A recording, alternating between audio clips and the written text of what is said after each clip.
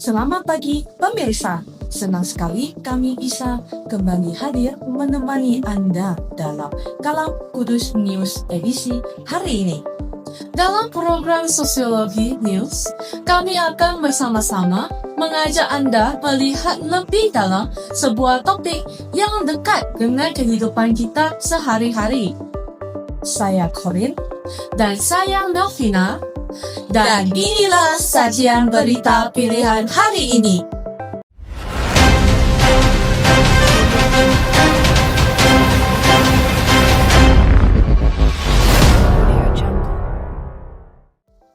Pemirsa, mungkin kita sering mendengar istilah Society 5.0, sebuah era baru di mana teknologi bukan hanya alat bantu, tetapi bagian dari solusi untuk berbagai persoalan sosial. Namun, muncul satu pertanyaan besar yang mungkin juga Anda pikirkan. Apakah Indonesia sudah siap? Secara teknologi, mungkin kita sudah mulai masuk. Banyak dari kita menggunakan perangkat pintar, mengakses media sosial, bahkan melakukan transaksi digital setiap hari. Tetapi, bagaimana dengan kesiapan sumber daya manusianya? Masih banyak di antara kita yang merasa tertinggal, takut mencoba, bahkan menyerah sebelum mulai. Hanya karena merasa saya tidak bisa atau saya tidak tahu. Padahal di sisi lain ada banyak anak muda Indonesia yang justru sudah melangkah jauh, membuat animasi, aplikasi, bahkan memanfaatkan internet untuk berkarya dan berbisnis. Nah, untuk menyaksikan langsung seperti apa kondisi masyarakat kita hari ini, kita akan terhubung dengan rekan kami yang sedang berada di lapangan. Langsung saja, kita menghubungi Ciko yang sudah bersiap di lokasi. Silakan rekan Ciko.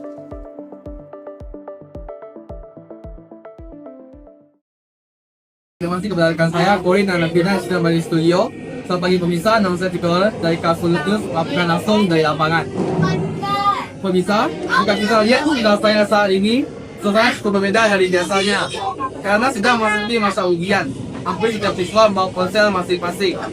Kondisi ini membuat banyak dari mereka lebih tenggelam dengan layar gadget dibanding berinteraksi langsung bersama teman-temannya. Fenomena ini menjadi potret nyata bagaimana kehadiran media sosial dan perangkat digital bisa mengubah pola interaksi bahkan di lingkungan sekolah. Di satu sisi, ponsel memang membantu dalam mendukung kebutuhan belajar di masa ujian. Namun di sisi lain, membuat perhatian siswa lebih banyak tercurah ke dunia maya dibandingkan interaksi tatap muka. Dari pengalaman kami, penggunaan media sosial memang membawa kemudahan dan hiburan, tapi juga membutuhkan kekhawatiran akan berkurangnya perhatian terhadap lingkungan sekitar. Demikian laporan dari lapangan, saya akan menghubungkan dengan tim interview di depan. Silakan di dekat interview, apakah sudah terhubung? Ya, rekan kami, saya sudah terhubung. Di sini saya bersama Saudara Ewin sebagai narasumber kita. Ya, Saudara Ewin, bagaimana keadaan saat ini? Apakah Anda memiliki media sosial? Ya, saya kayaknya bisa bilang saya punya 2-3 media sosial untuk sekarang. Berapa lama waktu yang Anda habiskan untuk mengakses media sosial setiap harinya? Sebenarnya kalau mau dibilang akses kurang sering sih, tapi kalau secara keseluruhan lewat ponsel mungkin udah 4 jam, 5 jam gitu. Bagaimana perasaan Anda setelah menghabiskan waktu cukup lama di media sosial? Ya, saya rasanya kayak kadang agak ada capeknya gitu. Agak ada capeknya gitu. Lalu merasa seperti ya kenapa ya harusnya saya memanfaatkan waktu untuk hal-hal lain yang lebih berguna daripada scrolling media sosial gitu. Oke, menurut Anda, apakah media sosial lebih banyak memberikan dampak positif atau negatif?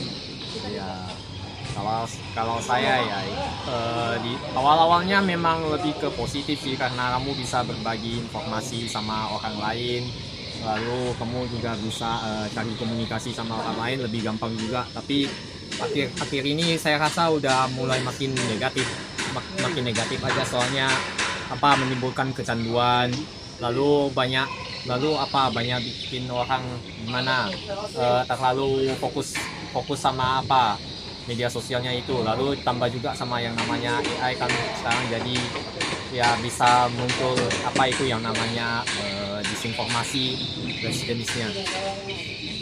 Apa pesan Anda untuk masyarakat, khususnya para pengguna media sosial? Ya, saya rasa kalau pesan untuk masyarakat, kita seharusnya lebih bijak dalam menggunakan media sosial ini supaya tidak berdampak negatif gitu, secara keseluruhan. Baik, terima kasih Saudara Erwin atas kesediaan Anda untuk berbagi pandangan kepada kami. Baik pemirsa, sekarang kami akan mencoba mencari kembali apakah ada narasumber yang lain yang dapat kami wawancarai.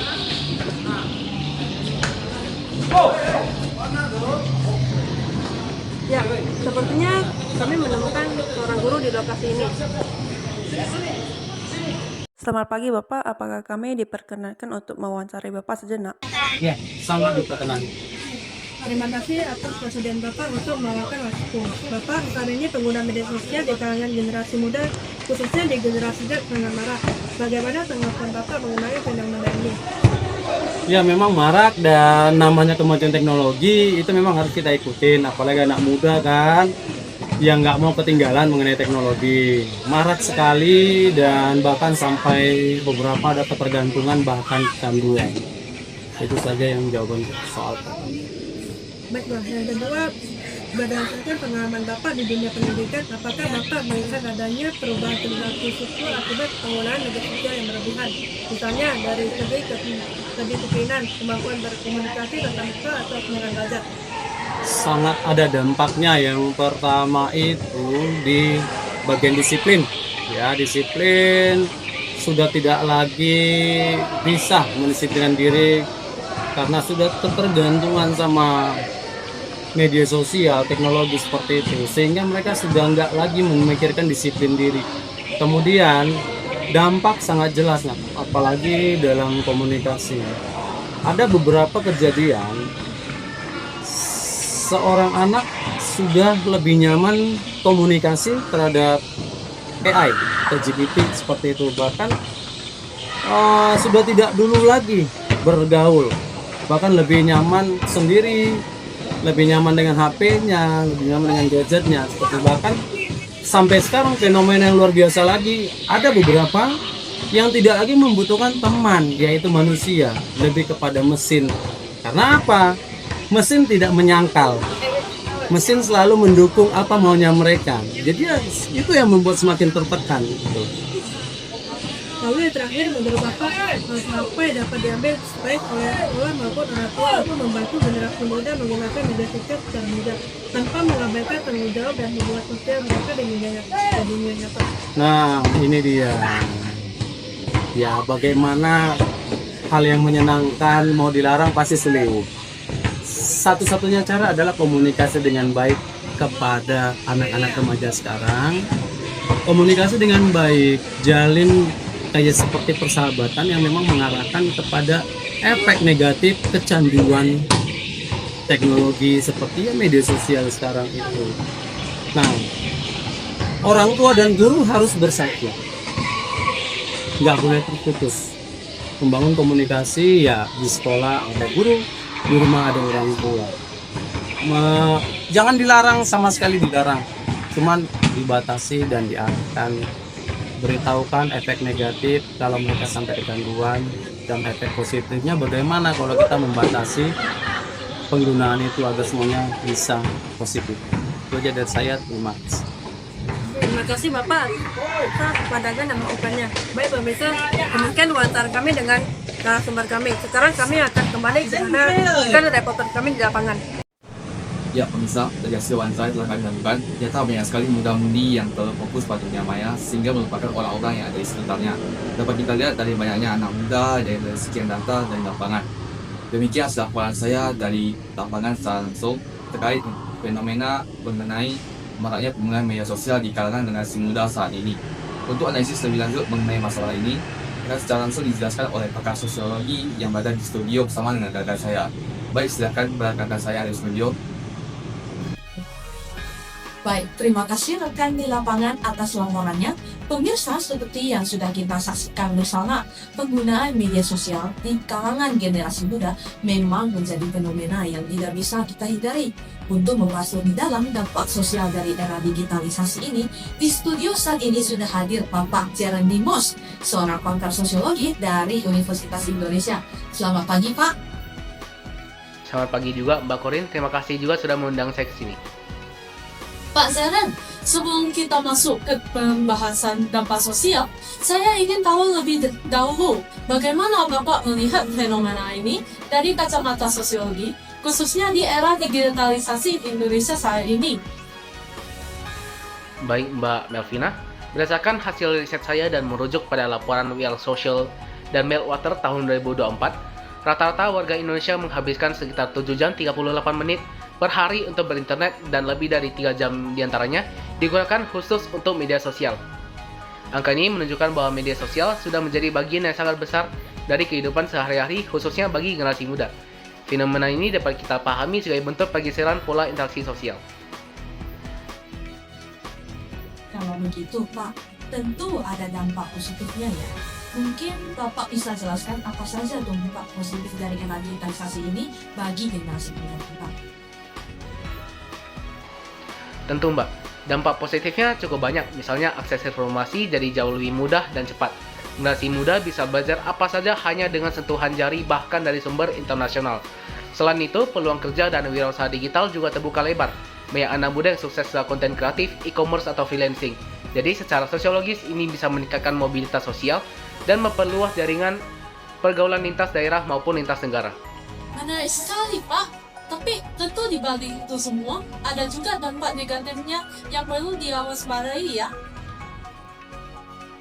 Betul sekali, dampak negatif dari era digitalisasi ini juga cukup serius, salah satunya adalah menurunnya kualitas interaksi sosial langsung.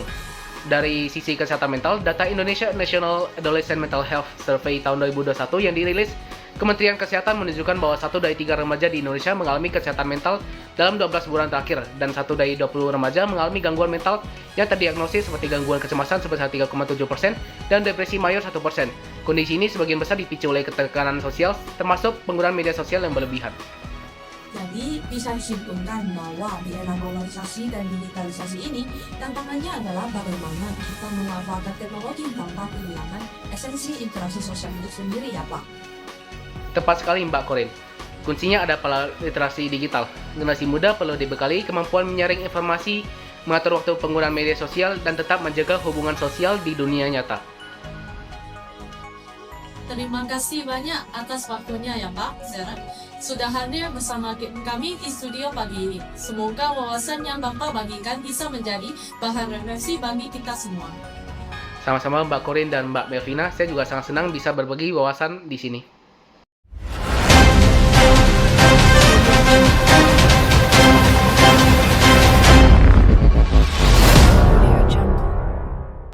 Pemirsa, demikianlah perbincangan kita dengan Bapak Jeremy Moss mengenai fenomena media sosial di kalangan generasi muda. Ya, semoga diskusi tadi bisa membuka mata kita semua untuk lebih bijak menggunakan teknologi dalam kehidupan sehari-hari. Demikian perbincangan kita pada pagi hari ini. Terima kasih telah menyaksikan program kami. Saya Corin dan saya Melvina. Sampai jumpa di program berikutnya. Selamat pagi.